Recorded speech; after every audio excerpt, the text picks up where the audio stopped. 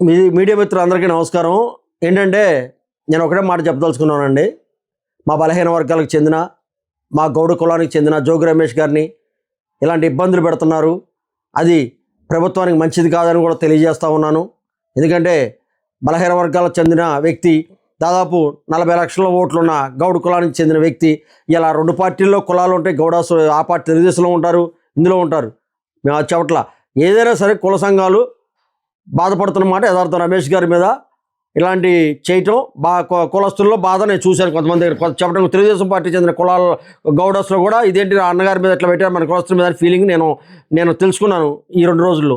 కాబట్టి ప్రభుత్వాన్ని ఒకటే కోరుతా ఉన్నాను, సిబిఐ ఎంక్వైరీ వేయండి, ఎవరు తప్పో తేల్చండి, తప్పును తేల్చి మీరు చర్యలు చేపట్టండి. దానికి మేము ఎప్పుడు కూడా అడ్డం రావని కూడా సభాముఖంగా తెలియజేసుకుంటూ రమేష్ గారికి మా గౌడ సంఘం తరఫున పూర్తి మద్దతు తెలియజేసుకుంటా ఉన్నాం. మన జనార్దన్ రావు గారు ఆఫ్రికా నుంచి వస్తూ ఆయన ఫోను ముంబైలో పోయిందని చెప్పాడు.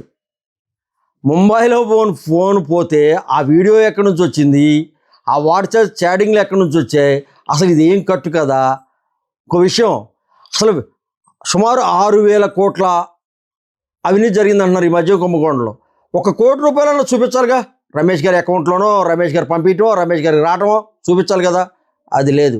రాష్ట్రంలో సుమారుగా 1,00,000 పైన బెల్ట్ షాపులు నడుతున్నాయి ఈ రోజున. అది వాస్తవం, యథార్థం. 1,00,000 షాపులు, బెల్ట్ షాపులు. ఏ ఊర్లో బెల్ట్ షాపులు ఎదురని నేను చూపిస్తా. అదొక విషయం. ఇప్పుడు మన రాష్ట్రంలో 3,500 సుమారుగా మామూలు మద్యం షాపులు ఉన్నాయి ఏంటి. ఆ మద్యం షాపులకి రోజు రమేష్ గారు పంపించగలరా? ఈ 1,00,000 బెల్ట్ షాపులకి రమేష్ గారు వాళ్ళు అయిద్దా?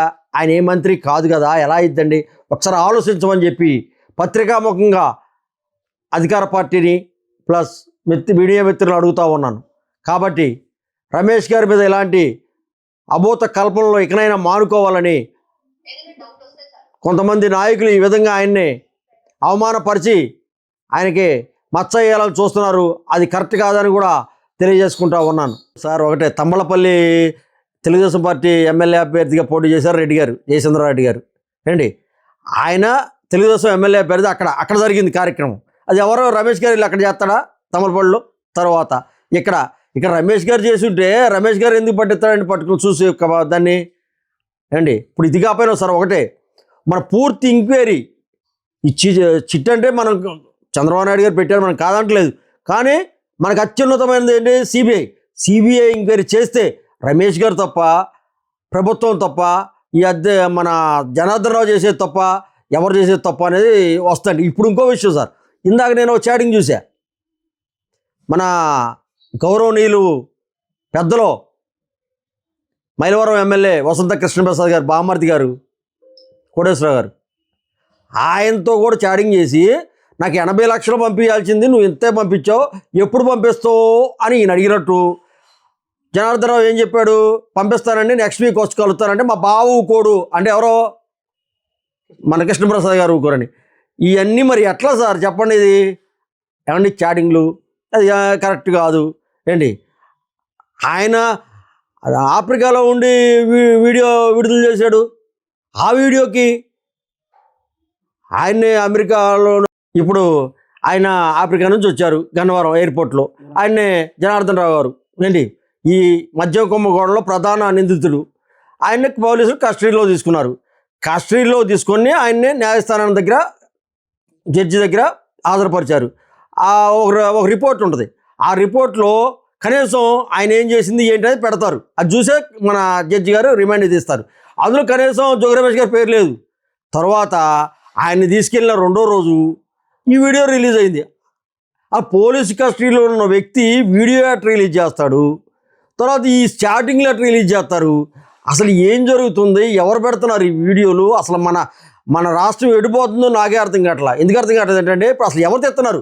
మళ్ళీ ఆయన ఇంటర్వ్యూ చేసిన వ్యక్తి ఏమండి ఇంతేనా, అంతేనా, ఆహా అవునా, ఇవన్నీ ఎవరన్నా అడిగేది? సిబిఐ ఆఫీసర్లు అడుగుతున్నారు ఎవరన్నా? పోలీసులు చెప్పండి. ఆ పోలీసు అధికారి అడిగిన వ్యక్తి ఎవరు? ఎక్కడ జరిగింది? ఈయన ఎక్కడ కూర్చోబెట్టి అడుగుతున్నారు? ఇది బయట జరిగింది. తెలుగుదేశం పార్టీ నాయకులు కూర్చోబెట్టి చేయించినట్టుంది తప్ప చక్కగా క్రమశిక్షణగా ఇట్లా పట్టుకొని ఏంటి. అసలు ఎవరైనా పోలీసు కస్టడీలో వ్యక్తి ఒక కుర్చీలో కూర్చొని అట్లా చెప్పడం ఎక్కడన్నా ఉందా? ఆయన పోలీసులు కస్టడీలో ఉన్న వ్యక్తిని వీడియోస్ ఎట్లా బయటకు వస్తాయి? మన ప్రభుత్వం ఏం చేస్తుంది? సార్ ఇది అంత దారుణంగా ఒక వ్యక్తిని ఇరికించడానికి ఒక బలహీన వర్గాలకు చెందినటువంటి జోగి రమేష్ గారు గౌడ్ కులస్తులు ఇప్పుడు సార్ గౌడ్ కులస్తులు చెప్పుకుంటున్నారని చెప్పి నాకు 2-3 ఎమ్మెల్యేలు మాట్లాడారని నేను చూశాను. కులం చెప్పుకుంటామండి, నా కులం గౌడసు, నేను గౌడ అని చెప్పుకుంటా, నా కష్టకాలు ఆ కులాలతో చెప్పుకుంటాను. నేను రమేష్ గారి దగ్గర 30 సంవత్సరాలు పాటు తిరుగుతున్నాను. అలాగే నాతో పాటు చాలామంది కులస్తులు ఆయన దగ్గర తిరగడం నేను చూశాను 30 సంవత్సరాలు. ఆయన బాధ వచ్చింది, ఆయన బాధ గౌడ కులస్తులు నేను చెప్తున్నా, నా కులస్తులు ఉన్నారు, నా బంధువులు ఉన్నారని చెప్తారండి. దాన్ని తప్పు తీయాల్సిన అవసరం లేదు. ఎవరి కులం వాళ్ళకి గొప్ప అండి. కులంతో గోవిందని పెద్దలో చెప్పారు గతంలో. సార్ ఎవరి కులాలు లేవు సార్, నిజంగా గుండె మీద చేసుకుని చెప్పమని నేను అడుగుతా ఉన్నా ప్రతి ఒక్క నాయకుడిని. కుల సంఘాలు లేవా, కులాలు లేవా చెప్పుకుంటారు నాయకులు, దాని తప్పు లేదండి. ఆయన బాధతో చెప్పాడు. వాళ్ళ బాబుని ఈ మధ్యన ఒక కేసులో నానా తిప్పలో ఇబ్బంది పెట్టారు. ఇప్పుడు ఆయన్ని కూడా ఇబ్బంది పెట్టాల్సి చూస్తున్నారు. ఆయన బాధ చేసి ఆయన చెప్పుకున్నాడు, తప్పేంటి దాంట్లో. దాన్ని ఆ తప్పు అన్న వాళ్ళ మటుకు నేను అది కరెక్ట్ కాదని కూడా సభముఖంగా తెలియజేస్తాను. సార్ కులం అనేది ఆయన తప్పు చేసిండో ఒప్పు చేసిండో మీరు చూడలేదు, నేను చూడలేదు. అది సిబిఐ ఎంక్వైరీ అడుగుతున్నాం. ఇప్పుడు కూడా సిబిఐ ఎంక్వైరీ చేయించండి. రమేష్ గారు ఒకటే చెప్పారు, సిబిఐ ఎంక్వైరీలో నా తప్పు ఉంటే దేనికైనా సిద్ధం అంటున్నారు. ఇందాక వాట్సాప్ కూడా ఆయన చాటింగ్ చేసినట్టు రుజువు చేస్తే నా ఫోన్ ఇస్తాను, నేను దేనికైనా సిద్ధం, ఆయన అన్నిటి సిద్ధం అంటున్నాడు కదా. మీరు ఏంటి సార్ సిబిఐ ఎంక్వైరీ ఏంటి తేల్చండి మంత్రి గారిని కూడా సమంగా అడుగు చేస్తున్నాం. ఎక్కువ వాయిస్ ఉన్న వ్యక్తి గౌడ కులంలో జోగి రమేష్ గారు ఏంటంటే, ఇప్పుడు ఎక్కువ ఎవరైతే వాయిస్ ఉంటుందో అలాంటి వ్యక్తులను ఇబ్బంది పెట్టాలని చూస్తుంది చంద్రబాబు నాయుడు గారి ప్రభుత్వం ఏంటి. అలాంటి పరిస్థితుల్లో జోగి రమేష్ గారి మీద ఇలాంటి కార్యక్రమాలు జరుగుతూ ఉన్నాయి. జనార్దన్కి రమేష్ గారికి చాటింగ్ కూడా చేశారని చెప్తున్నారు. చాటింగ్ అంటే నాకు విషయం గుర్తొచ్చిందండి. ఇప్పుడు చాటింగ్ నేను కూడా ఒకటి చూపిస్తాను. ఏం చాటింగ్ అంటే, గూగుల్ సిఇఓ సుందర్ పిచ్చయ్య గారు మన జనార్దన్ రావు గారితో చాటింగ్ చేసినట్టు ఇదిగోండి, ఇది పెట్టారు అన్ని గ్రూపుల్లో కూడా. ఇది కూడా సెండ్ అవుతుంది. గూగుల్ సిఇఓ గారితో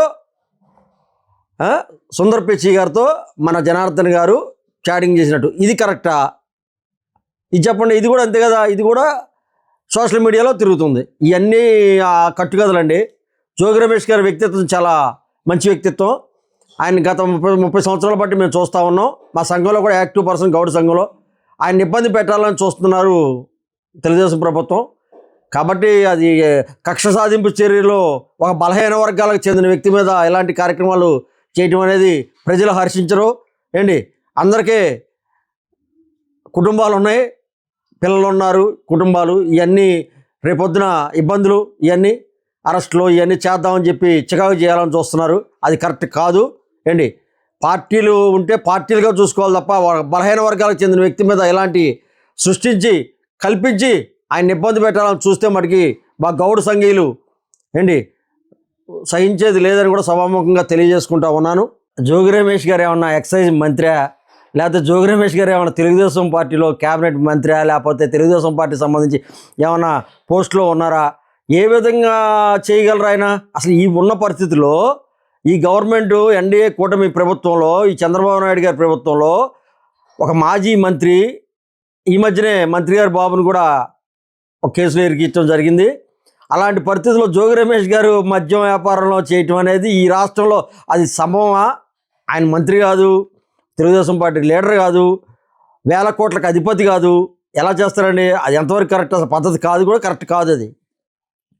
మరి ఎందుకు రమేష్ గారి మీద ఆరోపణ చేశారు? రమేష్ గారు గతంలో చంద్రబాబు నాయుడు గారి ఇంటి మీదకి అప్పుడు తెలుగుదేశం పార్టీ నాయకుడు, ఇప్పుడు స్పీకర్ గారు అయినటువంటి అయ్యన్న పాత్ర గారు ముఖ్యమంత్రి జగన్మోహన్ రెడ్డి గారిని అనరాని మాటలతో బాగా విమర్శించారని అవి ముఖ్యమంత్రిగా చంద్రబాబు నాయుడు గారి దగ్గరికి వెళ్ళి అడుగుదామని చెప్పి జోగి రమేష్ గారు వెళ్ళారండి. అప్పుడు ఆయన ఇంటి మీదకి దౌర్జన్యం అని చెప్పి వెళ్ళారని చెప్పి అప్పుడు తర్వాత జరిగింది. ఈ ప్రభుత్వం వచ్చాక కూడా వాళ్ళ మీద కేసులు పెట్టడం జరిగింది. కేసులు కూడా వాళ్ళు బెయిల్ తెచ్చుకోవడం జరిగింది సుప్రీంకోర్టులో.